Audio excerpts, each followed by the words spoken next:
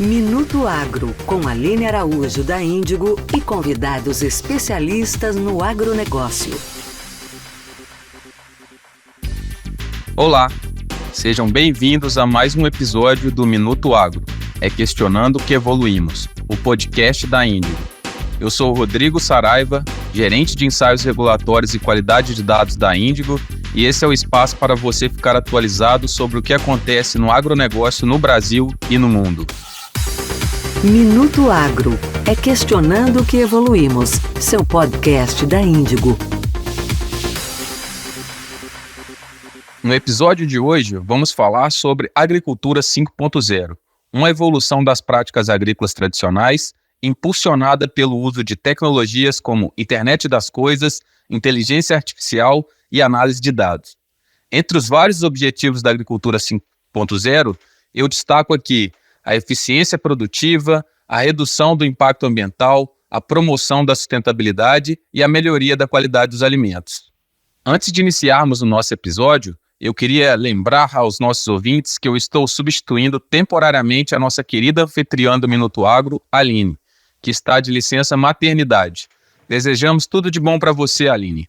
Agora sim, vamos para mais um episódio do Minuto Agro. E hoje temos como convidado o engenheiro agrícola Marcelo Ramos, da One Soil, empresa que é baseada na Suíça e desenvolve tecnologia de inteligência artificial com foco em agricultura de precisão. Marcelo, seja muito bem-vindo ao nosso podcast Minuto Agro. Muito bom dia, eu agradeço pela oportunidade, Rodrigo, e vamos trocar ideias aqui, porque nós temos bastante para falar. Antes de entrar no assunto propriamente dito, você poderia contar um pouco da sua trajetória profissional e como essa trajetória casa com a agricultura 5.0, como se conecta tudo isso? E se quiser também falar um pouco da Unil, do trabalho que você desenvolve, será um prazer. Muito bem. Meu nome é Marcelo, eu sou formado pela Universidade Federal de Lavras, antiga ESAL, uma universidade localizada no estado de Minas Gerais. E desde o princípio, do início da minha formação, eu sempre gostei bastante de utilizar a tecnologia. E aí a gente tem que abrir um pouquinho os conceitos de tecnologia, né? Porque a palavra em si é muito variada. Mas desde o começo eu sempre gostei da parte de tecnologia focado a duas sub-áreas. Vamos chamar uma sub-área de conectividade e uma outra sub-área chamada gestão de informação. Então, no período que eu cursei a universidade, eu já tinha percebido que uma das grandes, vamos dizer assim, deficiências que existiam no nosso ambiente era você ter dados o suficiente para auxiliar a tomada de decisão, isso sobre o ponto de vista do produtor até os órgãos de pesquisas que essas atividades chegariam a nível de governo, como, por exemplo, tomar uma decisão de montar uma infraestrutura, montar um investimento necessário. A maioria dos nossos professores tinham essa visão de país, de Estado. Eu tive muita proximidade com o professor Alisson Polinelli e todos os seus vamos dizer assim, descendentes que passaram para os alunos naquela época a necessidade de a gente fortalecer a agricultura como um todo. E essa semente deu muitos frutos e hoje chegamos a ter uma representatividade no PIB brasileiro muito significativa. Sobre o ponto de vista de tecnologia, após a minha graduação, eu trabalhei operacionalmente no Brasil durante um determinado período de 2 anos e logo em seguida eu fui me desenvolver, me aperfeiçoar por conta própria na Inglaterra. Então eu fui, como a maioria dos estudantes da época, fazer serviços braçais, serviços, vamos dizer assim, necessários para esses países, e ao mesmo tempo eu cursava alguns cursos que para mim eram mais interessantes de especialização. O mais importante para mim foi o curso da parte de gestão de informações. Então, quando eu cheguei lá, eu me surpreendia com o modelo de gestão. Vamos dar um exemplo específico, né? Antigamente era distribuído em porta a porta uma garrafinha de leite, o equivalente a meio litro, né, em casa por casa. Então, às vezes eu me olhava aquilo e falava assim, nossa, como é que esses caras se organizam, ou como é que essa sociedade se organiza para ter todo dia de 1 a 2 garrafinhas entregue na sua porta todos os dias. Esse era um que a gente chama sistema de gestão, o nome bonito que hoje se fala no mercado é o supply chain. Então eu tenho que ter desde a organização dos animais, a coleta do leite, a pasteurização, a embalagem, a logística de o produto na casinha. E aquilo me impressionava, né? Sempre me chamou bastante atenção, então eu me especializei, praticamente eu fiquei 2 anos estudando esse tema, e a gente estava num momento em que a tecnologia estava passando por uma certa evolução, ou vamos dizer, uma forma diferente de trabalhar. Até eu cheguei na Inglaterra no ano de 1992, nesta época especificamente, já se sabia que as grandes máquinas que dominavam o ambiente, que nós chamávamos antigamente de mainframe, elas estariam sendo descentralizadas num modelo que a gente chama de plataforma baixa, que se transformou na grande vedete que até hoje a gente utiliza, que nós chamamos de Windows, né? Que as plataformas baixas que têm os seus respectivos sistemas operacionais. Então eu cheguei num ambiente já estava pronto, ele estava sendo em pleno desenvolvimento. Eu peguei essa onda. E ao mesmo tempo existia uma outra tecnologia em paralelo que estava sendo desenvolvida globalmente, que hoje nós chamamos de internet. Então, ou seja, eu cheguei no olho do furacão em termos de mudança de padrão de tecnologia, né? Mas com uma missão muito forte, que era a missão seguinte: como é que eu vou poder me desenvolver profissionalmente e trazer para o Brasil esse tipo de tecnologia que seria muito útil para nós? Então, esse foi, teoricamente, como é que eu migrei, teoricamente, da área de agricultura propriamente dita, né? Vamos dizer assim, plantar um pé de cana, para pensar um pouquinho mais sobre o ponto de vista de sistemas de informação que pudesse a desenvolver.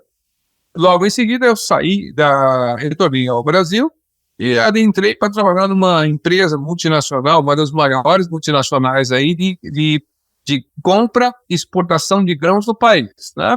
Especificamente a Cargill Agrícola, onde eu permaneci por quase 11 anos lá. Tive diversos papéis internos lá, mas sempre com foco na parte de tecnologia. Então, o que nós estamos falando sobre o ponto de vista de tecnologia?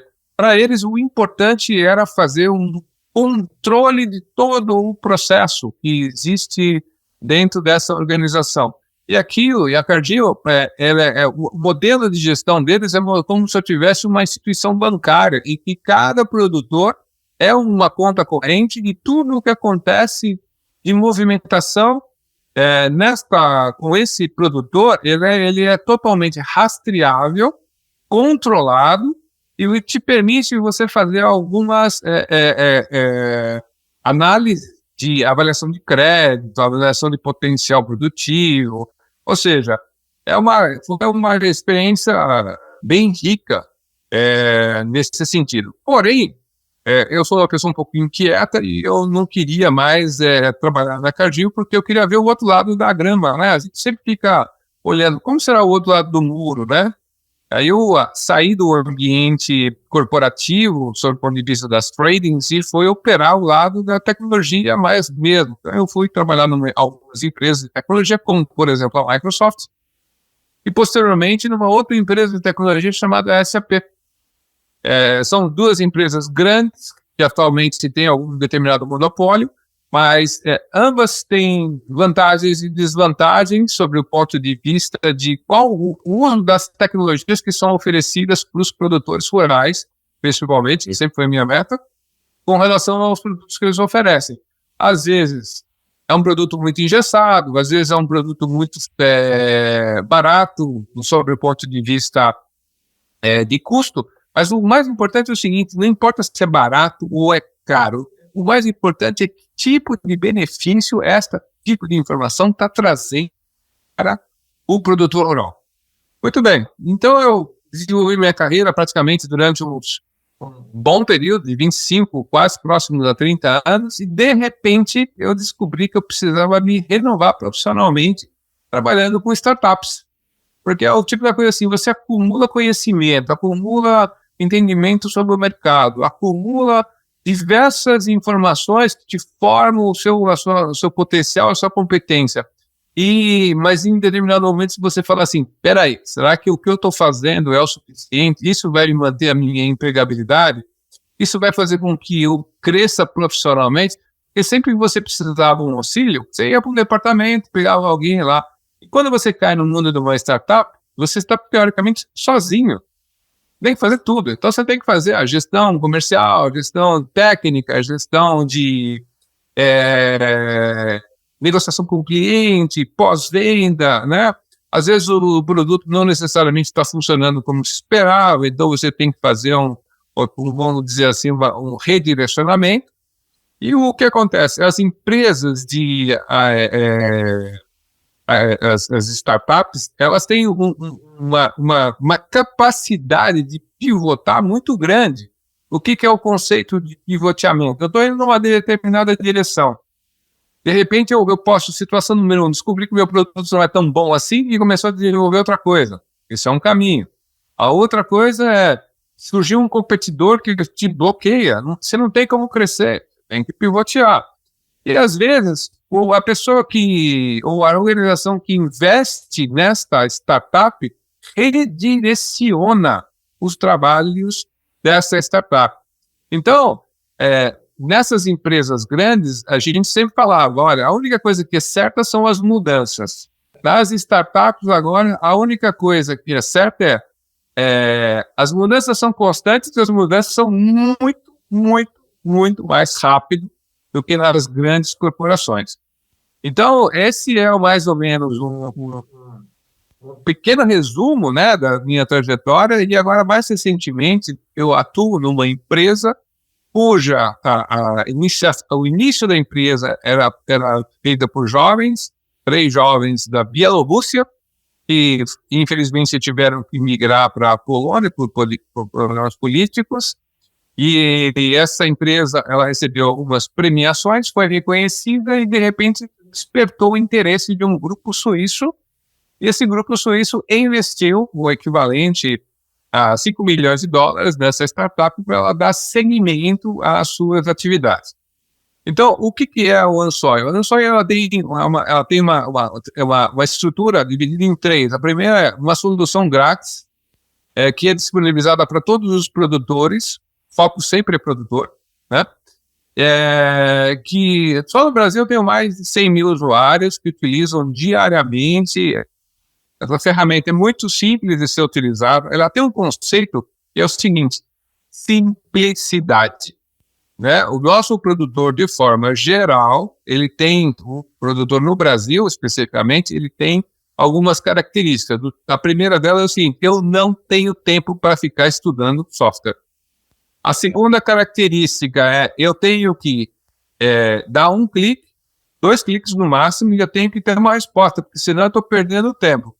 E a terceira coisa que é super, super importante é o seguinte: o dado que eu estou trazendo tem que ser simples o suficiente para que o produtor entenda de forma extremamente simplificada qual é o resultado e o benefício daquilo que ele vem me trazendo.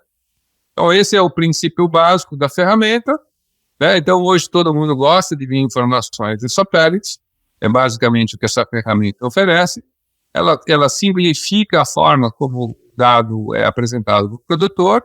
Isso roda num smartphone, né? Ou pode rodar num PC em casa, e em função disso, esse é o nosso portfólio. Só que a empresa aprendeu, porque nós somos uma empresa que trabalha com dados e com inteligência artificial, e está trazendo um conceito, e é o seguinte: será que essas imagens que eu tenho do satélite, se eu analisar elas num período, numa faixa histórica acima de 5 anos, será que eu consigo identificar coisas que são comuns e criar ou reconhecer isso um padrão? Então, voltando no passado, a gente tinha alguns cientistas que ficavam anos e anos e anos observando, e ele, através de sua brilhante a capacidade de associação mental, sacavam tiradas assim, e aí desenvolviam a ciência em função disso. Então nós temos aí o Isaac Newton, que viu uma maçã caindo, e sacou, e existia um conceito de gravidade, e de repente apareceu um outro, também físico, um pouquinho depois, que é o Sr. Einstein, conseguiu, através de alguns estudos, identificar a correlação da energia em geral, que nós chamamos hoje de teoria da relatividade. Muito bem, então isso tudo são frutos de mentes abertas, são frutos de mentes que têm uma capacidade analítica de analisar e têm a capacidade de identificar correlações possíveis que podem ser utilizadas saindo da ciência pura e indo para a ciência aplicada. A humanidade fez uma evolução muito grande, desde praticamente, vamos dizer assim, na década de 50 do século passado atualmente. Então, hoje, nós estamos, teoricamente, saindo da quarta onda e indo para a quinta onda em termos de tecnologia. O que eu chamo de ondas, né? Então, em um determinado momento, você solicitava uma informação para o computador e ele te dava. Então, qual é o quanto eu faturei o ano passado, qual é a previsibilidade de faturamento desse ano. Isso, até uma terceira geração era dessa forma. Quando chegar a quarta geração que nós estamos vivendo agora, né, é uma tipo de tecnologia que não tem perguntas a serem feitas, tem respostas que precisam ser analisadas. Então, qual é a correlação entre a soja e um determinado tipo de bactéria fixante de nitrogênio? De repente, existe uma outra bactéria que foi identificada em uma outra situação que trouxe um percentual 2% ou 3% maior. Ou seja, o campo da pesquisa hoje ele está extremamente acelerado. Então, hoje, as ferramentas de tecnologia, elas fazem não mais uma pergunta. Ela busca a correlação do que está acontecendo na natureza. Então, na verdade, hoje nós reproduzimos através desses ferramentais essas intuições que esses grandes cientistas tiveram a capacidade, através do seu modelo mental, de desenvolver para a gente. E agora, estamos migrando para uma outra fase. E vamos chamar agora de agricultura 5.0, mas é uma agricultura que permite, né, a gente ter todas essas ideias, fazer todas essas análises de uma forma um pouco mais rápida, que seja acessível para o produtor rural.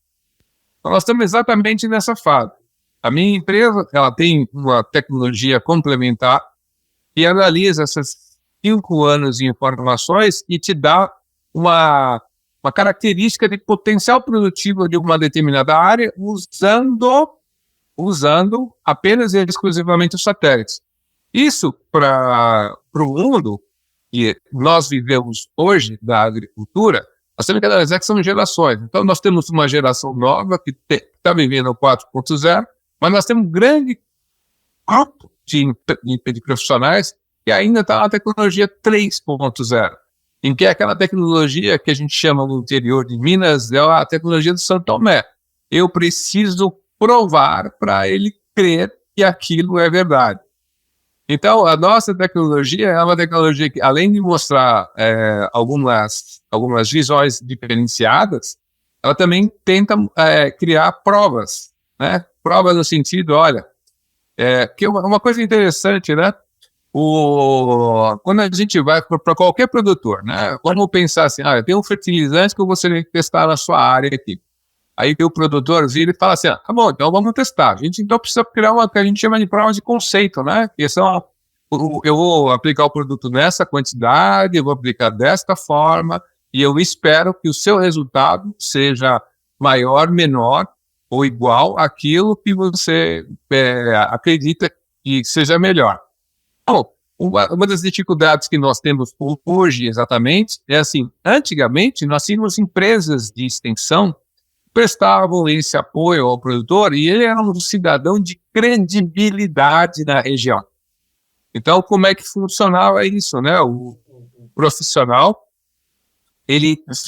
uma coisa é assim, né? É você estar envolvido e outra coisa é você estar comprometido, né? O extensionista, ele era um envolvido, ele estava extremamente compromissado com aquilo, porque é o seguinte, ele foi para a região, às vezes ele casou com uma moça da própria região, e ele vai permanecer nessa região nos próximos 30 anos. Então ele tem um conceito chamado credibilidade, que ele monta em função dos anos de atividade profissional que ele desenvolve ali.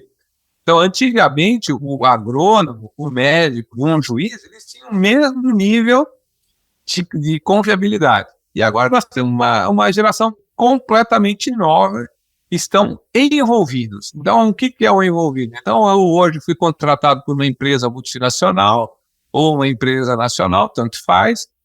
Eles me mandam para uma determinada região no Luiz Eduardo Magalhães, por exemplo, e em 2 anos eu tenho que performar.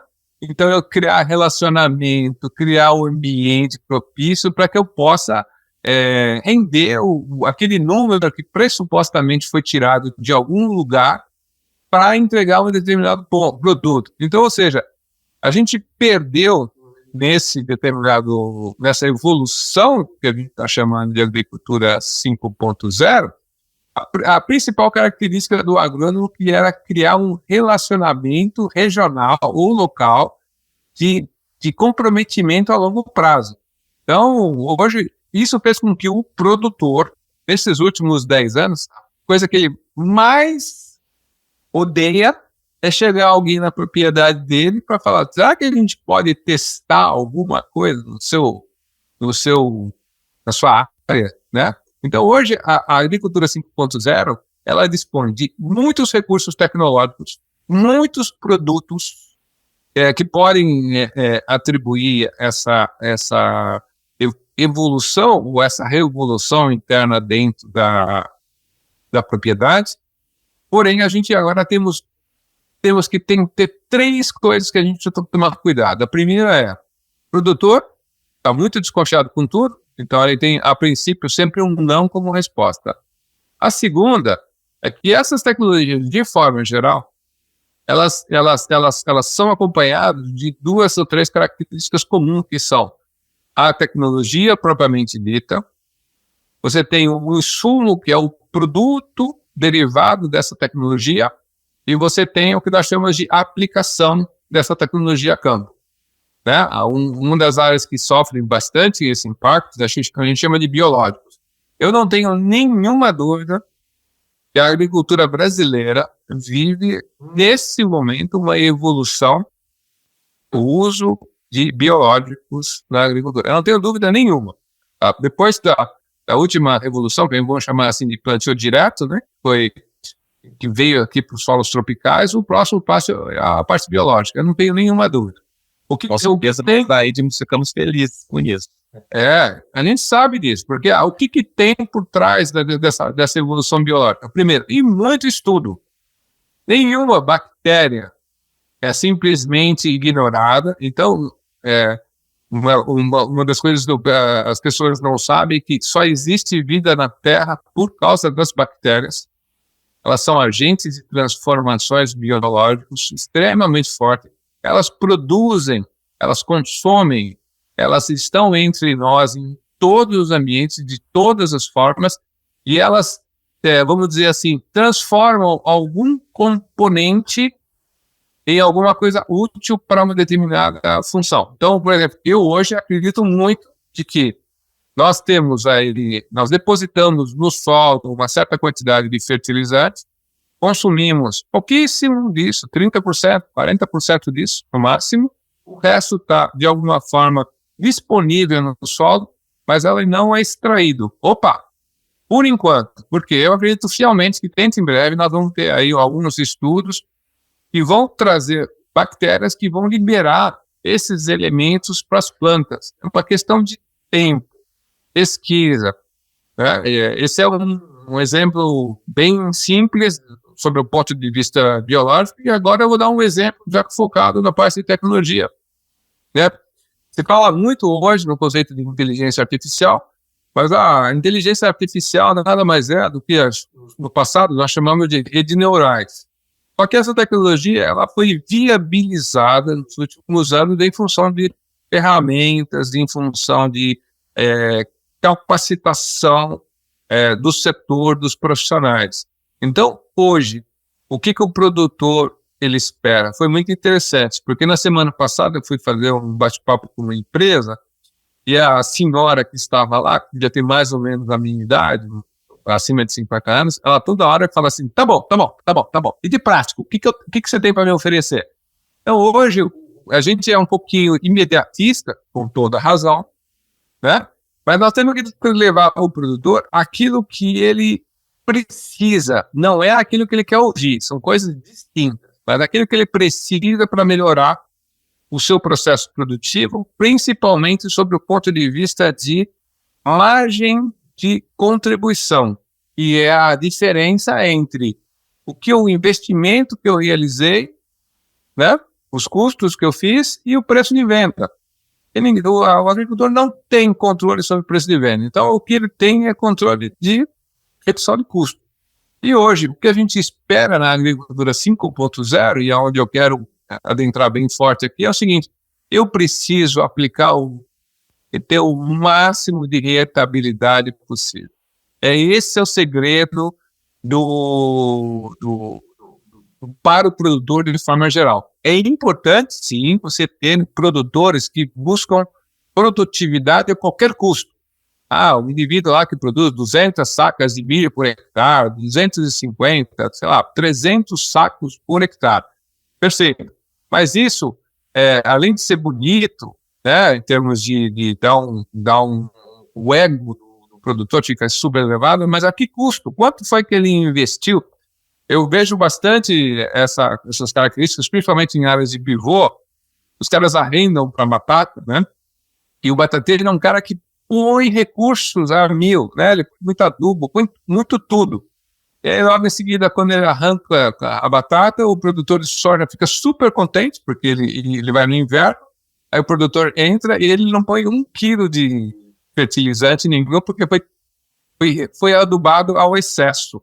Agora, isso traz vantagens momentâneas, porque da mesma forma que eu coloquei adubo, que serviu para sojas, né, da soja de verão, em algumas regiões a gente vem observando que esse excesso de adubação está intoxicando o solo, às vezes está salinizando o solo.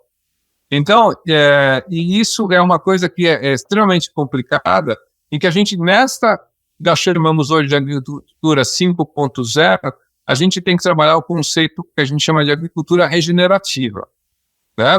Então, eu queria parar aqui sobre esse conceito de agricultura regenerativa e deixar o Rodrigo falar um pouquinho como ele vai direcionar as perguntas para que a gente possa mais ou menos direcionar. Acho que como introdução foi breve, né, Rodrigo? Foi boa. Muito parabéns pela trajetória. Com certeza ela se conecta aí com tudo que a gente vai falar hoje sobre agricultura 5.0.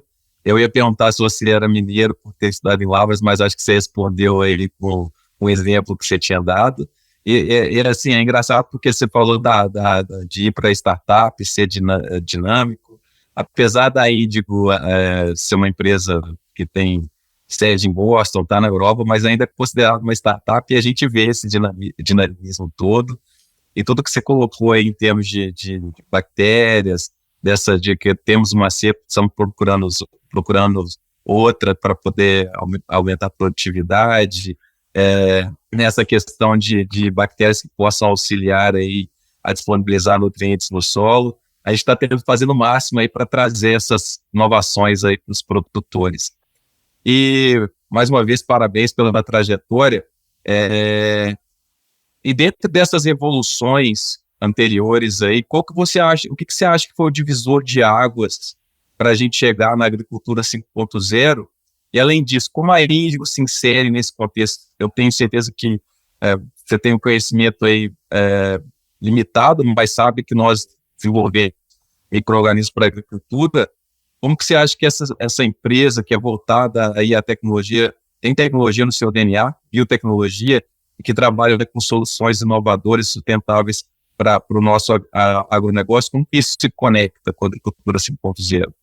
Olha, eu vou começar da seguinte forma, né? A agricultura 5.0, ela só vai se viabilizar quando a gente fizer um processo de difusão de conhecimento em todos os níveis da cadeia, né? Por exemplo, né?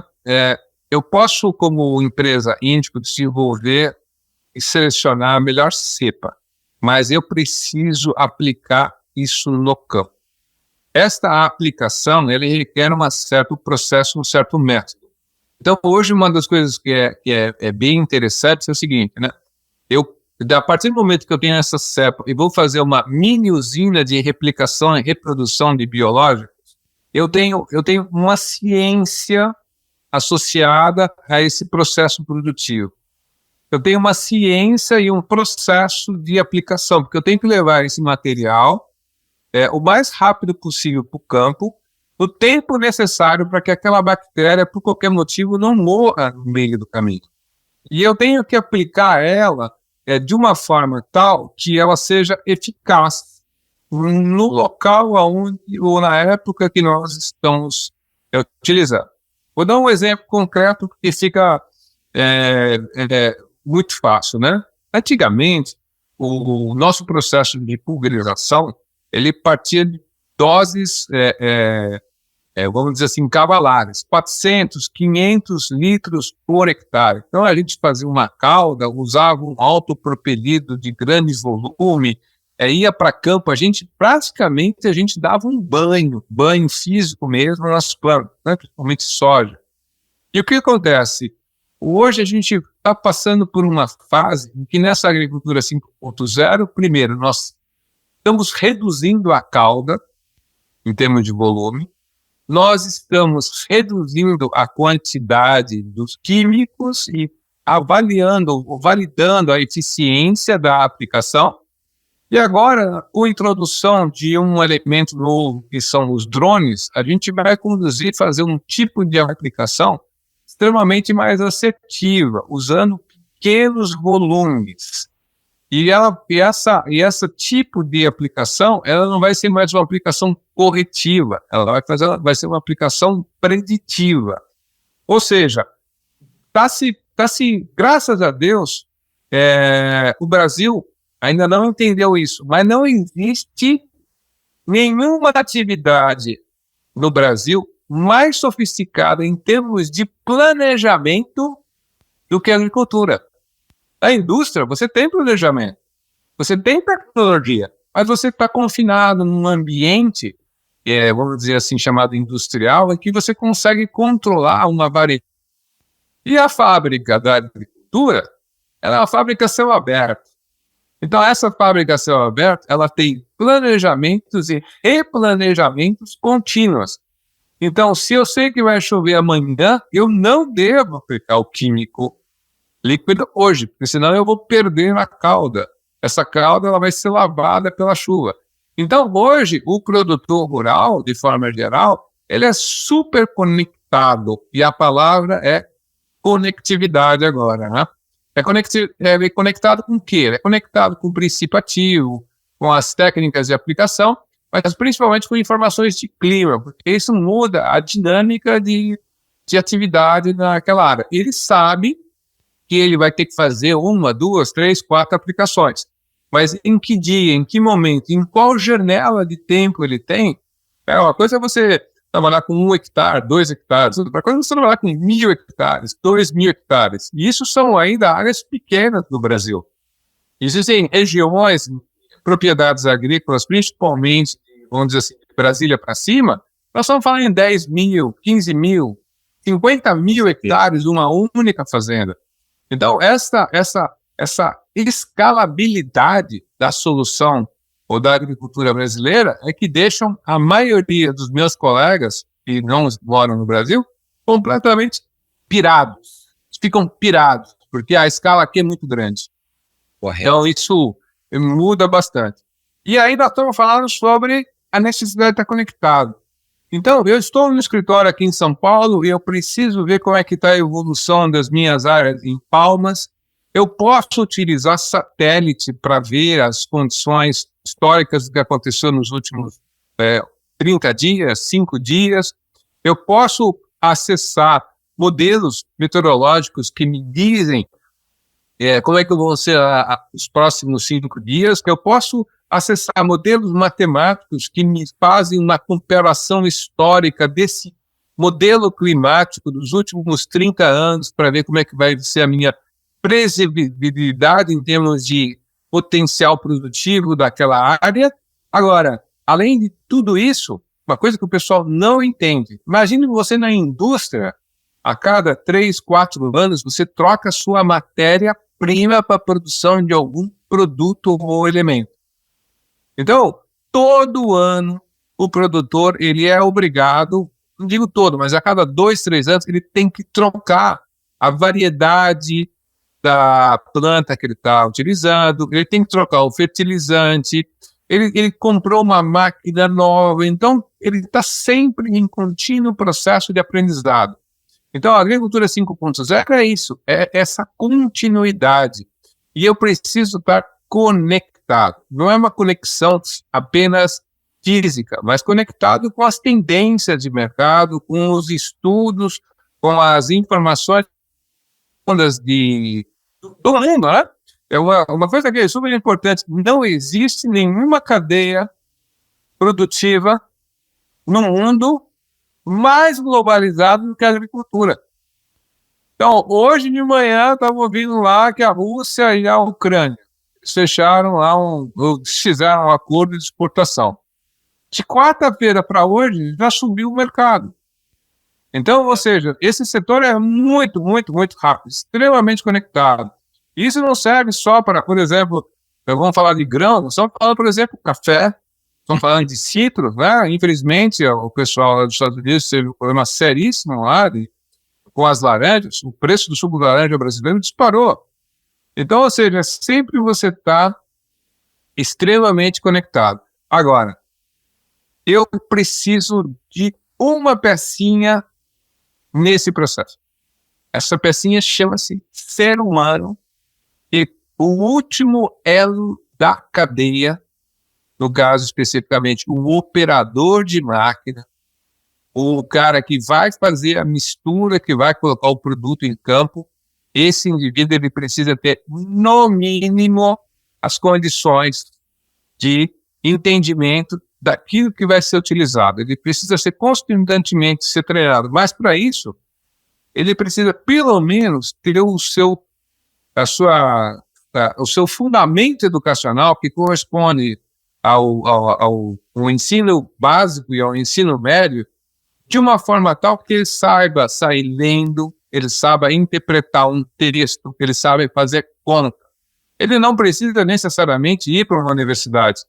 Ele não necessariamente, mas é super importante essa formação. E aí, no Brasil, nós temos uma distorção nesse sentido, né? Se investe muito em formar universitários e esquece de formar o básico ou os tecnólogos. Eu sou de uma geração, Rodrigo, que era muito comum a gente fazer durante o que a gente chama de colegial, né? O ensino fundamental, fazer cursos técnicos, né? Porque a coisa mais interessante, eu não seguia essa área, né? Que é a área de eletrônica, mas eu tenho bastante interesse e bastante curiosidade, e isso me desperta em mim umas coisas interessantes quando eu quero olhar. E hoje, quando a gente fala em IoT, né? É nada mais do que esse tipo de tecnologia, né, que eu aprendi lá 40 anos atrás, aproximadamente, né, que eram placas enormes, né, entre Twitter, capacitores, e agora nós estamos falando em microchips, que é tudo aquilo de forma concentrada. E esse IoT que nós estamos falando, eles têm diversos tipos de evoluções tecnológicas, são tecnológicas muito rápidas que a gente sem querer, daqui a pouco a gente não percebe, mas ela está na vida da gente. Por exemplo, aquele adesivo que você coloca no seu carro e ele identifica você na hora que passa em um pedágio, né?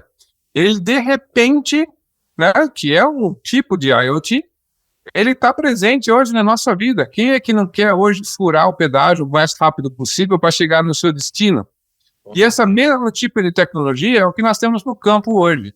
Então, a conectividade 5.0 é isso, é permitir que um determinado componente, por exemplo, um medidor de temperatura do solo, um pluviômetro conectado, um componente na ponta do pivô que permita saber o georreferenciamento, onde o pivô se encontra em relação ao espaço físico que ele se encontra na área. Um acionamento remoto, liga e desliga uma bomba, aciona ou não aciona um pivô, posso acionar ele para girar para a direita, eu posso acionar para girar para a esquerda, eu posso falar, olha, aqui está um novo comando, em vez de você aplicar uma lâmina de 10 milímetros, aplica uma lâmina de 8, e isso é um dado que você pode hoje empurrar via um acionamento de um telefone celular. Então, o IoT é isso.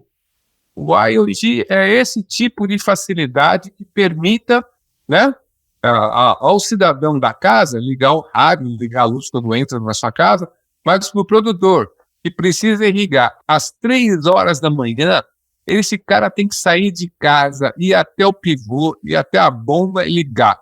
E o objetivo é exatamente isso, é dar essa facilidade. Então, o IoT nada mais é do que disponibilizar um recurso para o entendimento da informação e um acionamento remoto. Isso faz com que o produtor, né, ele tenha qualidade de vida. Então, a maioria das coisas que a gente leva para o campo, na chamada conectividade 5.0, visa facilitar a vida do produtor. E o produtor adora isso, e aí sim, não existe nenhum produtor mais astuto do que o brasileiro para ter facilidade na vida dele. Aliás, isso é uma das grandes dificuldades, por exemplo, na área de leite. O produtor de leite no Brasil ainda, ele não tem como ainda ter nenhum equipamento de IoT que vai lá e tira leite da vaca. Não, ele tem que levantar cedo, 3h30, 4 horas da manhã, se preparar, encostar ali no úbero da vaca e fazer o ordenamento dele, porque mais ou menos entre 6 e 7 horas vai passar o caminhão de leite para recolher. Isso é uma realidade no país muito grande, né? E teoricamente, nesse momento, não vai dar para mudar. Mas existem estruturas já, né? Nós temos vários tipos, assim como nós temos diversos tipos de fazendeiros que produzem volumes consideráveis, em alta produtividade, e assim a gente tem na área de leite também. Então, ou seja, nós temos uma oportunidade grande para tudo isso. Eu vou dar um exemplo concreto, né? Hoje existem softwares já da tecnologia que conseguem perceber os padrões do bovino, função do desenvolvimento, quantos quilos ele ganhou.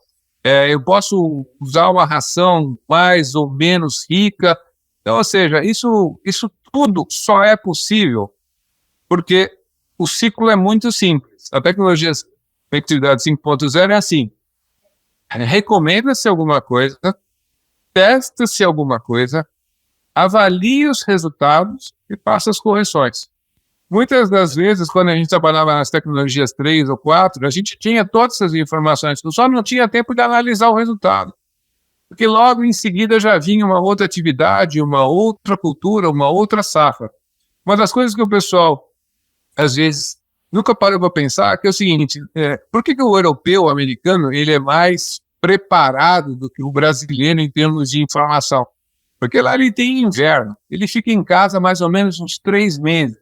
Então a única coisa que ele pode fazer é se trancar num quarto e ficar fazendo alguma coisa, entre elas e analisando os dados do seu processo produtivo, porque ele só consegue plantar uma safra por ano. Nós estamos produzindo 2 e com potencial dentro em breve, em função da genética, né, ter 3 safras por ano. Então, nossa evolução da conectividade 5.0, ela está nisso. Primeiro, nós vamos rodar muito mais vezes o nosso ciclo de agricultura. Correto. Nós vamos ter muito mais informação de qualquer europeu, de qualquer americano. Então, a nossa possibilidade de... Nós brasileiros temos uma característica interessante: a gente aprende pelos erros. Né? Então, assim, doeu no bolso, ou a gente teve um lucro operacional, a gente tenta entender o que acontece e manda bala. Agora, falando um pouquinho sobre a agricultura regenerativa, essa é a evolução do que nós estamos chamando de agricultura 5.0. A agricultura regenerativa nada mais é do que o seguinte: se eu tenho uma determinada área, um determinado local, em que não está me dando os resultados necessários, o que eu preciso fazer naquele local para que eu possa transformar aquele local num processo produtivo adaptado aos investimentos que eu faço. O que a gente precisa lembrar é o seguinte: o Brasil ele tem um tipo de solo, primeiro, que é extremamente disperso no território nacional. A gente não tem uma única padrão de solo. Cada estado, cada município, cada talhão de características diferentes. Então, por exemplo, se eu vou para um estado do tipo Rio Grande do Sul, que eu tenho 60% de argila, se eu vou para um estado, por exemplo, como Tocantins, que eu tenho 30% de argila, se eu vou para um estado onde eu tenho presença de matéria orgânica, como o estado de São Paulo, volta de 4%, ou se eu vou para um estado como, por exemplo, Maranhão, que tem um percentual médio de matéria orgânica por volta de 0,5%, são características diferentes. Então, uma das coisas que é super interessante, super importante é o seguinte: as características daquilo que eu pretendo produzir, ou no qual eu pretendo produzir, tem uma água à vontade, tem o solo que tenha características que para soja, ou para milho, ou para algodão, ou para plantar laranja, café, estão adaptadas às minhas necessidades. Então, isso o que eu costumo falar é o seguinte, né? Os agricultores que sabem plantar mais ou menos, eles começam com milho, evoluem, se transformam no produtor de soja, evoluem e se tornam um grande produtor de algodão. Isso são anos, né? São evoluções contínuas, né? E em que, em determinado momento, o indivíduo fala: cara, eu já fiz tudo. O que eu posso fazer agora? Então, agora eu tenho que parar e falar o seguinte: olha, nesse local, o que eu devo fazer ou eu não devo fazer para que aquele solo que está lá disponível se transforme em alguma coisa produtiva? Então, um exemplo concreto: nós temos uma grande empresa que trabalha na região do Mato Grosso e que eles trabalham com o conceito de agricultura regenerativa, e eles falaram: olha, aqui eu não consigo tirar mais do que 60 sacos de soja. Então, é preferível dar um descanso nessa terra. Então, a agricultura regenerativa tem um conceito de, às vezes, você dá um basta, dá um descanso e introduzir naquele local culturas, não necessariamente que sejam comerciais, mas, por exemplo, né, utilizar leguminosas para você começar a aumentar a quantidade de matéria orgânica. Nesses locais, em vez de você desenvolver a agricultura, você solta gado, né? A gente estava falando um pouquinho sobre a parte biológica, né? Mas em termos de evolução de tecnologia, a gente saiu do estudo do físico-químico do solo e agora nós estamos colocando um próximo componente, que é o componente biológico. O gado, ele tem dentro do seu sistema digestivo rumen, que estão cheios de bactérias, então ele vai automaticamente comendo aquela matéria orgânica, aquele verde disponível no pasto, ele vai girando, ele vai, de certa forma, disseminando bactérias no solo, e bactérias essas que vão auxiliar de uma forma espontânea. Eu acho que, assim, fazendo uma respectiva evolução, se eu pudesse dar uma sugestão para a Índigo, eu faria a seguinte sugestão: pensem na possibilidade de desenvolver alguma bactéria, só que em vez de você montar uma fábrica de biológicos, introduz isso na alimentação ou no rumen do gado e deixa ele mesmo com a sua biologia aí distribuindo de forma natural naquela área. Porque ele é uma maquininha que pode ajudar bastante, né? Assim, a disseminar essa parte de biológico, né? Às vezes esse animal precisa ser... uma das coisas que as pessoas talvez nunca tenham percebido a respeito disso, né? Mas a gente está no Brasil Aí você sai daqui, muda de estado, vai lá para Goiás, vai lá para Palmas, vai lá para o Rio Grande do Norte, e você precisa de uma adaptação de aproximadamente 3 a 5 dias, em que você toma a água da localidade, e aí o seu organismo começa a se reorganizar. Às vezes você tem até umas cólicas, alguma coisa assim, mas você se adapta. Então, isso é muito natural, né? E isso acontece em todos os países, né? Como eu comentei, quando eu fui para morar na Inglaterra, eu tive uma adaptação, lá uma água pesada, com muito cálcio, então você tem que se adaptar a isso, né? Os organismos, me lembro que eu passei muito mal 2 semanas por causa do tipo da água, né? Mas com o tempo, aí quando você vai morar em outros países, né? Eu saí de lá para morar em outras localidades, por período de tempo, então toda vez que você tinha que fazer isso, se adaptava. Então, o ser humano, ele se reorganiza, se reestrutura para fazer adaptação. E no caso específico, focando na parte de biológicos, né?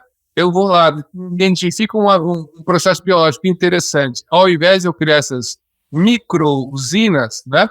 E gera bastante conhecimento, mas uma das coisas que para mim é super importante é processo de produção de biológicos requer atenção, cuidado, né, e persistência na reprodução. Eu, por exemplo, eu sou um cara que não tenho condição de fazer isso, porque eu penso uma coisa, aquilo depois me enjoa, tem que passar para outro. Então, existem pessoas que têm essas características, né, e precisam da sequência. Por exemplo, né, mudando um pouco de biológico e para a área de torrefação de café. Rodrigo? Torrar café, cara, é uma mágica. Eu tenho tenho 2 colegas, um em Patrocínio e outro lá em Monte Carmelo, um do lado do outro. 2 produzem café. 2 cafés de super qualidade. Mas eu falo em público aqui, eu gostei do café do Caio, porque o processo de torrefação dele é um processo gostoso, é um processo light, ele não chega a torrar totalmente café. Então ele deixa um pouquinho do gosto de cereja. Então são características, né? Só que isso é um processo, uma metodologia, que pode ser e deve ser replicado para ter o mesmo gosto. A gente fala muito sobre, por exemplo, né?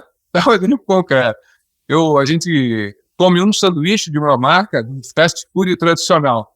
Então, quando você vai num lugar diferente, um outro país, você vai nesse lugar porque ali você conhece o resultado. Você pede aquele sanduíche com aquelas características, você sabe exatamente o que vai vir. Você imagina você pegar um menu numa língua que você conhece nada, zero, e tentar interpretar o que você vai pedir no menu. Então é uma coisa interessante. Agora, quando você conhece o processo, fica muito fácil para você entender, adaptar e utilizar.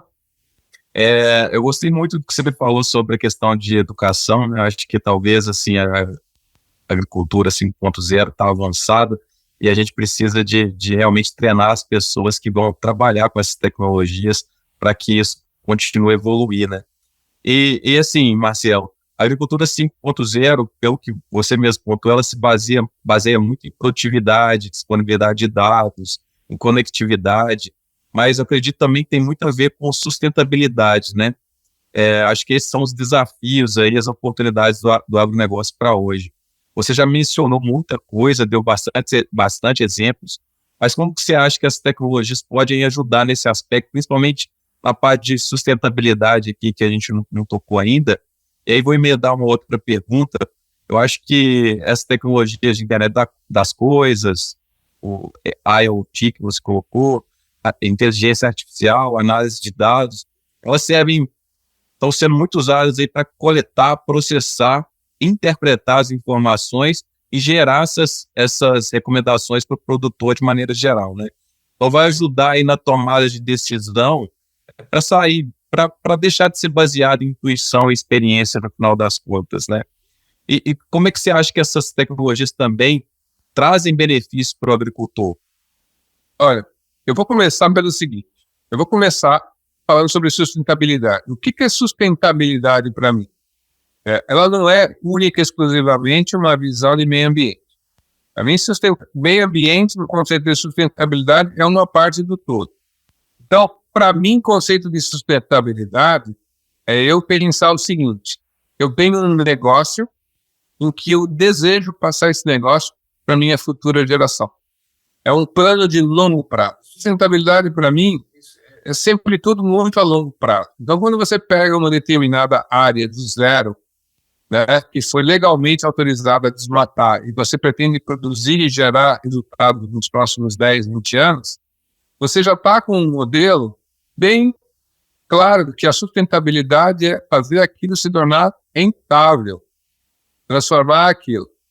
Então, quando essas tecnologias estão associadas com esse modelo mental de que eu preciso criar um modelo de negócio que seja passado de pai para filho, eu já trabalho com o conceito de sustentabilidade e durante este desenvolvimento de sustentabilidade do negócio, eu preciso fazer o que nós chamamos de ler indicadores. Então, quando você está, por exemplo, indo de São Paulo a Brasília, você olha o velocímetro, você olha as condições de pista, você vê o nível de combustível, você se enxerga se está com fome ou está com vontade de ir ao toalete. Então, essas tecnologias que nós estamos falando, todas elas, o IoT, os dados, a inteligência artificial, tudo isso aí são praticamente informações que você vai utilizar nesse ciclo de longo prazo para chegar no seu objetivo. Então, as tecnologias não são o fim, as tecnologias são um meio para você chegar no seu objetivo final, né? E aí o que acontece? Quando você compra um carro, quando você compra uma casa, né? Conceitualmente um carro vai durar 10 anos, conceitualmente uma casa vai durar 20 anos. Quando você monta um negócio que ele se sustenta por mais de 10 anos, você tem um negócio que foi estruturado de forma tal que te dá segurança naquilo que você desenvolveu durante o tempo. Vou dar um exemplo concreto. Não tem cultura mais sustentável do que o café. Café é uma cultura que você faz um investimento grande, nós estamos falando para formar e começar a produzir alguma coisa em torno de 40 a 50 mil reais por hectare. Então você tem uma cultura que você primeiro precisa da tecnologia para escolher a melhor variedade de planta que você vai colocar. Depois você conduz e maneja essa cultura para produzir o café, a quantidade que você precisa. E aí, com o passar do tempo, você busca identificar naquele cafezal aonde tem as melhores grãos, as melhores variedades. Então, é uma cultura que passa de pai para filha entre gerações. Né? Existem situações de pés de café que estão plantando há mais de 30 anos, há mais de 50 anos, produzindo em alta produtividade e com qualidade.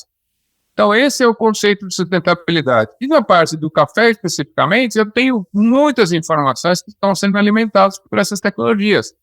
Mas o que é importantíssimo, né?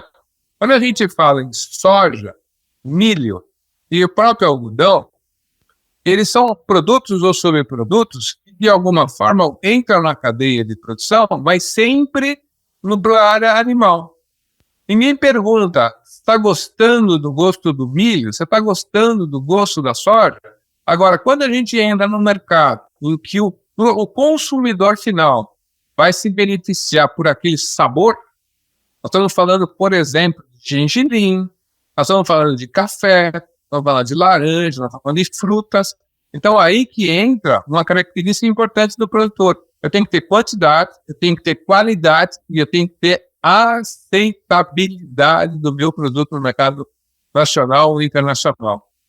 Então, montar um produto sustentável, eu vou dar um exemplo concreto fora do país. Pensa em uma marca de chocolate. Quantos anos demorou para aquela marca de chocolate, né, ficar reconhecida regional, nacional e criar, lá para visitar a sede lá da sua empresa Índigo, sempre alguém vira para você e fala, será que você vai passar no aeroporto? Será que você podia comprar tal chocolate para mim? Porque aquela marca é tão gostosa, né? Normalmente são as nossas esposas, nossas filhas, né? Nossas pessoas mais próximas. Então, criar uma marca é sustentabilidade. Criar uma marca com sustentabilidade, que seja rastreável, que seja auditável, faz toda a diferença. E essas ferramentas de tecnologia 5.0 estão aí para ajudar a gente ao que a gente chama hoje de mercadoria ou produto de origem. Então, aonde foi que você tomou esse café? Eu tomei esse café, por exemplo, numa cafeteria na Alemanha. Mas de onde veio esses grãos? E aí essa empresa tem condições de rastrear e, de repente, se você descobrir que eu misturei um pouquinho do café do sul de Minas, um pouquinho do café da Costa Rica, um pouquinho do café da Indonésia, essa mistura gerou um blend e tal, que é o que eu aprecio hoje. E esse tem um valor super importante, né? Café de qualidade nesse nível é comparável ao preço de perfume francês, cara. Com certeza. Eu estou gostando bastante desse papo, porque a gente está saindo além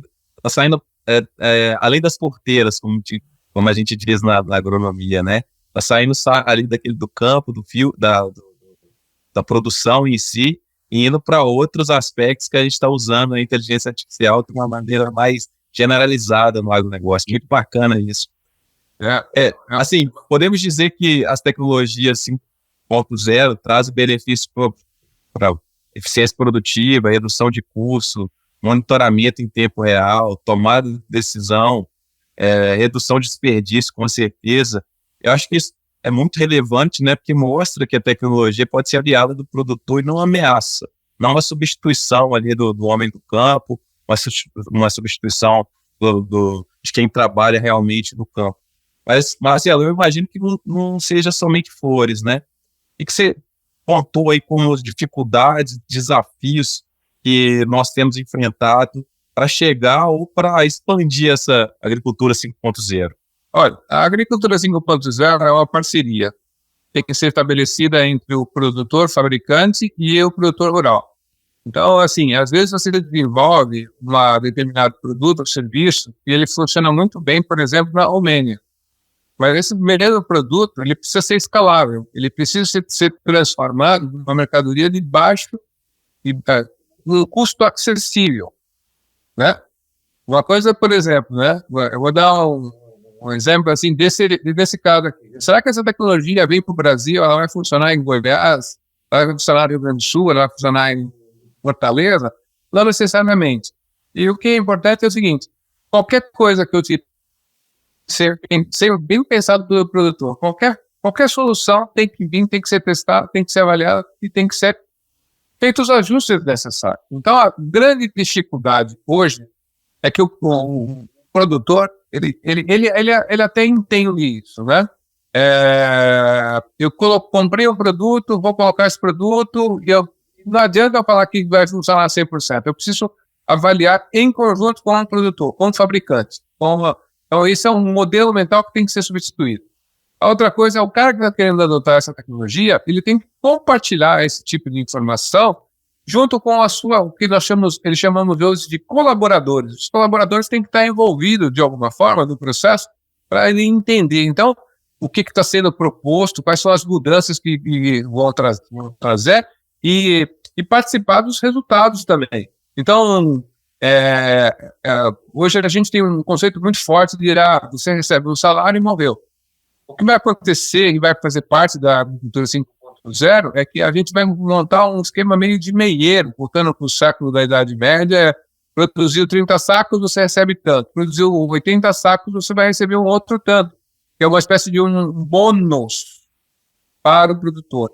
Então, esse modelo ele precisa ser, de certa forma, difundido, e essa é uma das grandes dificuldades que a gente tem. Porque, assim, na área de vendas, a gente sempre costuma falar, me diga como é que o vendedor vai ser remunerado e eu vou te dizer como é que ele vai se comportar. Então, se eu fizer um serviço mais ou menos, eu ganho um salário. Se eu fizer um serviço melhor, eu tenho meu bônus. Então, aí desperta no colaborador, o operador, o desafio interno dele de estudar, o desafio dele de entender, medir, o desafio dele de falar o que está certo, o que está errado, colaborando com o fazendeiro, o produtor. Nesse sentido, esses são os grandes desafios. Em termos de desafios tecnológicos, eu posso dizer hoje que a gente tem muito mais tecnologia disponível do que o produtor precisa nesse momento. O nosso grande desafio é transformar essa tecnologia em uma solução economicamente viável para o produtor. Porque hoje o produtor fala o seguinte: o que eu preciso para produzir soja? Eu não posso dispensar fertilizantes, eu não posso disponibilizar semente, eu não posso dispor do maquinário, e eu não posso disponibilizar da mão de obra. Todo o resto eu posso dispensar.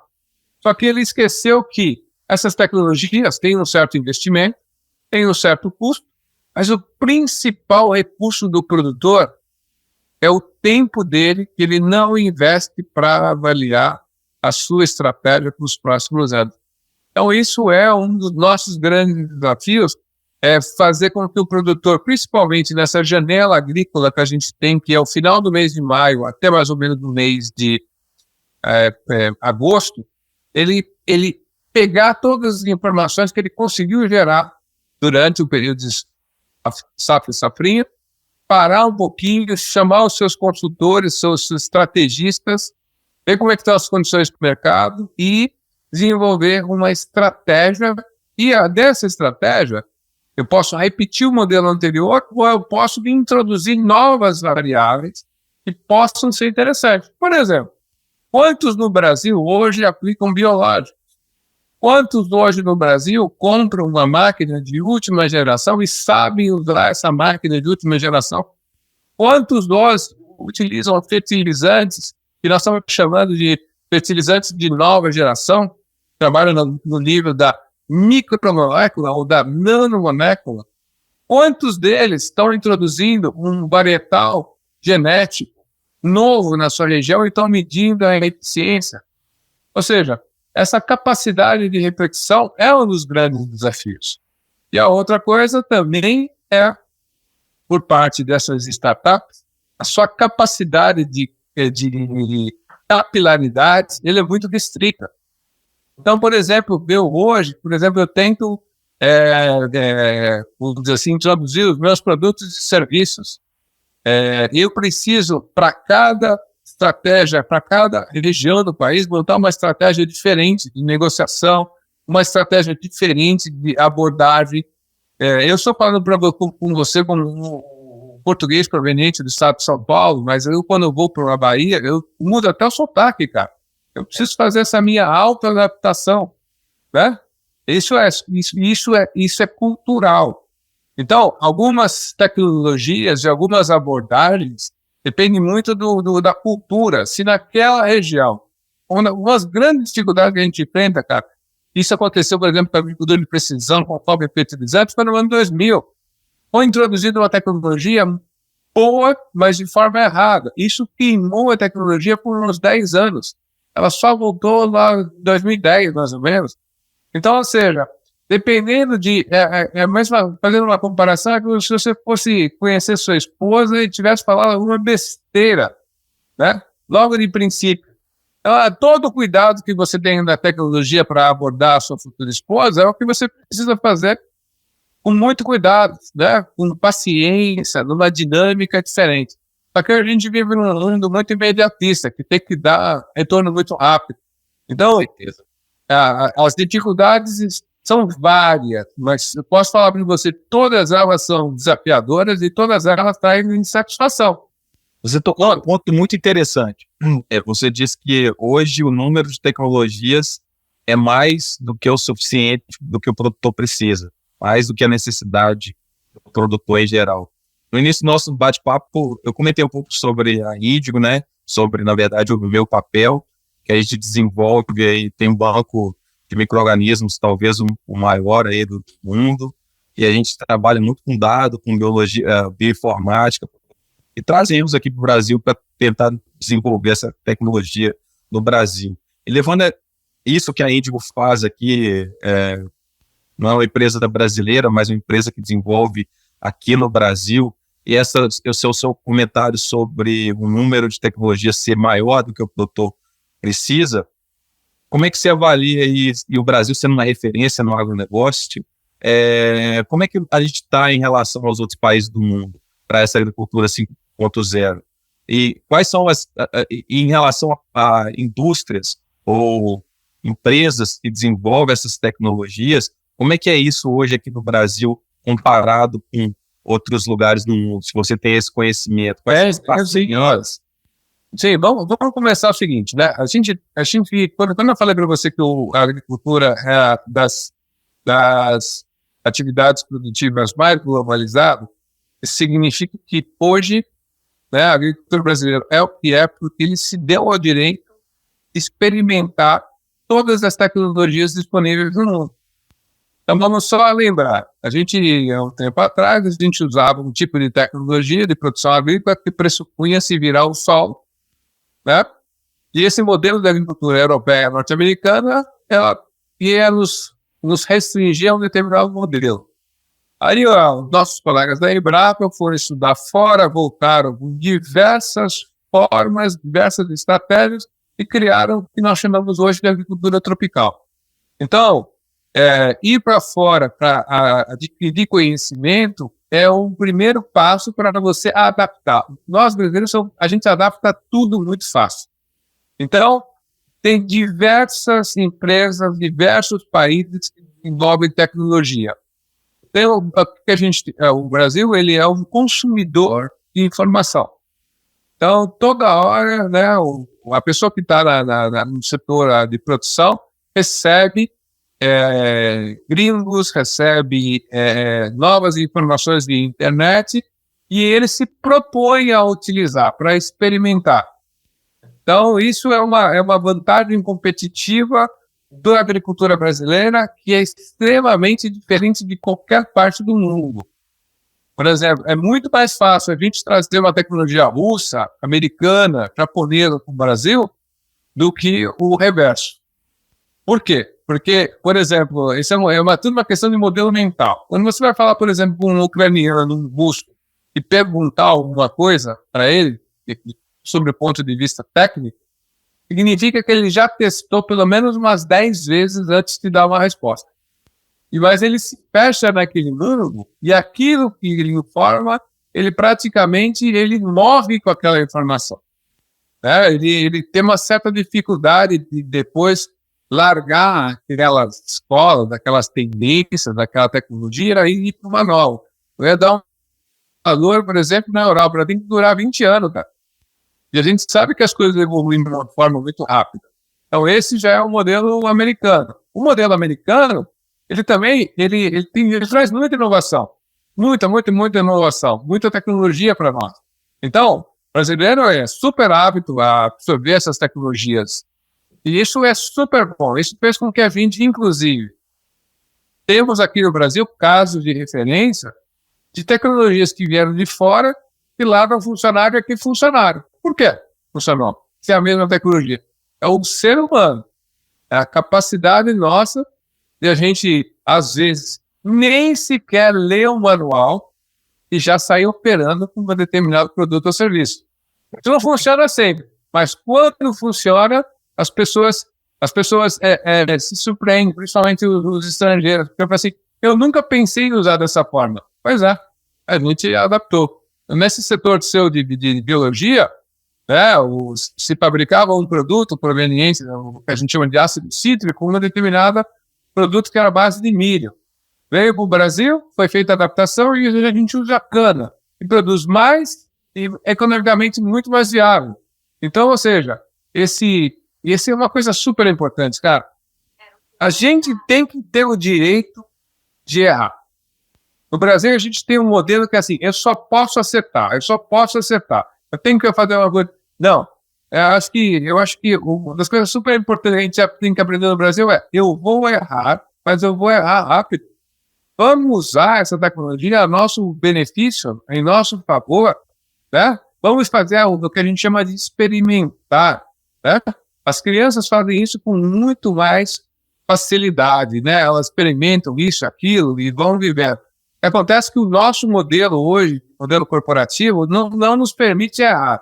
E o fazendeiro, ele tem, não sob o ponto de vista de que ele vai perder o emprego, ele não vai se demitir. Ele está demitido, e aí entra por uma porta e sai por outra. Não. O produtor brasileiro tem uma capacidade limitada de recursos para essa parte de experimentação.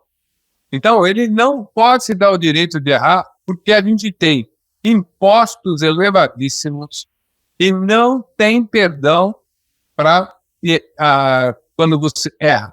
Então, a inovação no Brasil é uma coisa assim complicada, né? Não existe incentivo por parte do governo para falar assim, faz quanto tempo que a gente fala assim, olha, toda empresa saudável tem que investir de 2 a 10% da sua receita em inovação.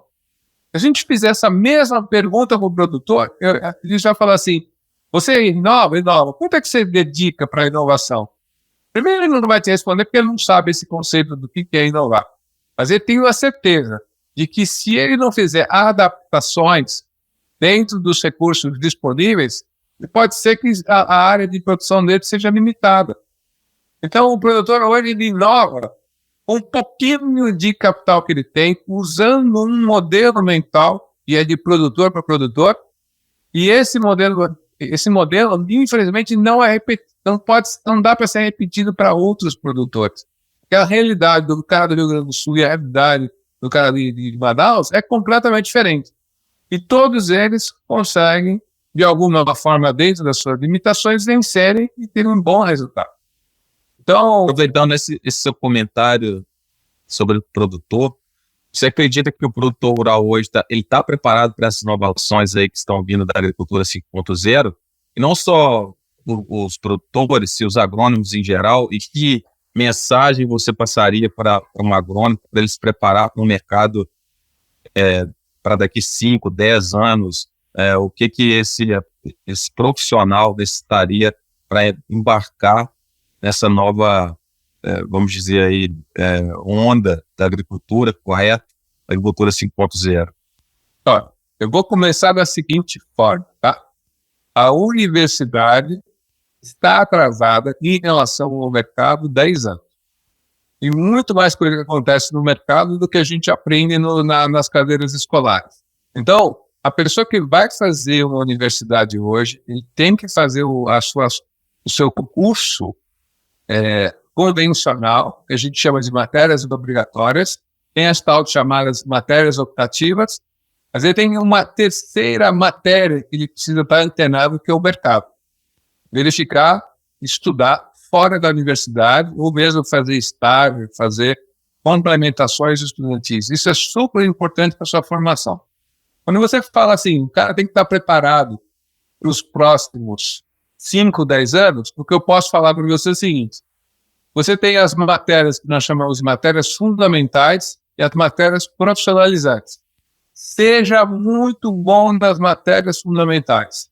Matemática, cálculo, estatística, química, ou seja, aquelas biologia básica, né?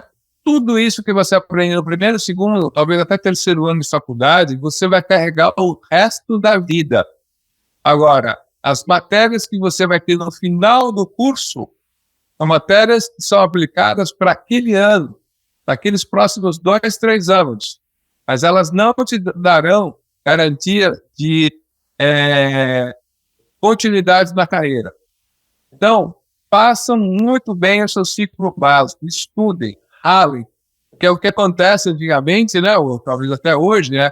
Eu passei na faculdade, o primeiro e segundo ano eu vou esculachar. Muito pelo contrário, você tem que se dedicar, estudar bastante. Agora, o ciclo profissionalizante é aquele que vai te colocar no mercado. Ele é super importante, mas você tem que ter um pé na universidade e um pé no mercado e ver como funciona isso dos dois lados. Eu, quando eu estudava, a gente ficava praticamente a semana toda dentro da universidade, né, das 7 às 7. Então, uma das coisas que a gente desenvolvia muito eram projetos de pesquisa. Então, isso te dava, você fazia um exercício para aquelas atividades básicas e profissionalizantes. Hoje, devido às limitações do país, a gente não tem tantas bolsas de iniciação científica. O que você tem que fazer é procurar estágios, né, paralelos à universidade, ou no seu período de férias, em vez de você ir para a praia, para beber na madrugada, faça estágio em diversas empresas para você conhecer a dinâmica. Até porque uma das coisas mais difíceis é aprender a cultura organizacional de empresas. E você tem que ver se você está apto para exercer esse tipo de profissão dentro de uma empresa, tipo uma multinacional, ou você vai tocar a roça do seu pai, cara. Tem muita gente que acha que o pai é ruim, mas no fundo ele vai aprender muito mais com o pai do que entrar numa multinacional aí para ganhar, para ficar depois atrás de benefícios, atrás de um carro, através de uma promoção, sei lá. É uma questão de estratégia, né, de organização. Eu posso te falar que quando eu fui trabalhar na Cargill pela primeira vez, né, no meu primeiro dia de trabalho, a gente teve uma integração com um veterano, né? O veterano chegou para mim e falou assim, posso te dar um conselho? Ele estava se aposentando, ele estava entrando na empresa. Ele falou assim, se eu tivesse a sua idade, eu nunca ia trabalhar para ninguém. E eu demorei praticamente, acho que uns 25 anos para atender essa frase, e foi a partir daí que eu entrei na startup. A gente tem muita mobilidade, muita forma. Você tem que encontrar a automotivação profissional. Esse vai ser um grande diferencial para você ter sucesso. Não é o que eu quero estar fazendo, mas a pergunta é o que eu estarei motivado daqui a 10 anos. Com certeza, Marcelo. Muito bacana as suas reflexões, tudo que você está trazendo. Eu acho que é isso mesmo. E acho que a agricultura 5.0 é uma realidade, né? Não tem como a gente fugir. A gente está chegando aqui no final do nosso episódio, mas eu gostaria de fazer mais uma pergunta para você. Em linhas gerais, de uma forma bem resumida, para a gente fechar aqui, como que você acha que essa agricultura 5.0 vai contribuir para essa agricultura mais produtiva, mais rentável, mais sustentável? Para a gente fechar o episódio de hoje, quais seriam as suas últimas palavras para o agricultor que está nos ouvindo? Olha, a agricultura 5.0 trabalha com um conceito, na minha opinião, que chama-se troca de informações e troca de experiência. Quanto mais aberto o produtor for para receber informações, quanto mais aberto ele for para compartilhar os seus resultados, a gente vai evoluir muito mais rápido. Correto, Marcelo. Muito obrigado. Fico muito agradecido, muito feliz de ter participado desse episódio com você. Me trouxe também várias reflexões e espero que todos aí tenham gostado. Obrigado a você, ouvinte, por nos acompanhar até aqui e obrigado pela participação na nossa conversa aqui hoje, Marcelo. Muito obrigado mesmo. Este episódio teve produção e colaboração técnica de roteiro e de pauta do super time de comunicação da Índigo. Nos siga em todas as plataformas digitais para não perder nenhum episódio. Terminamos aqui mais um podcast Minuto Agro. Esperamos você no próximo. Você ouviu Minuto Agro. É questionando que evoluímos. Seu podcast da Índigo. Ouça em todas as plataformas digitais.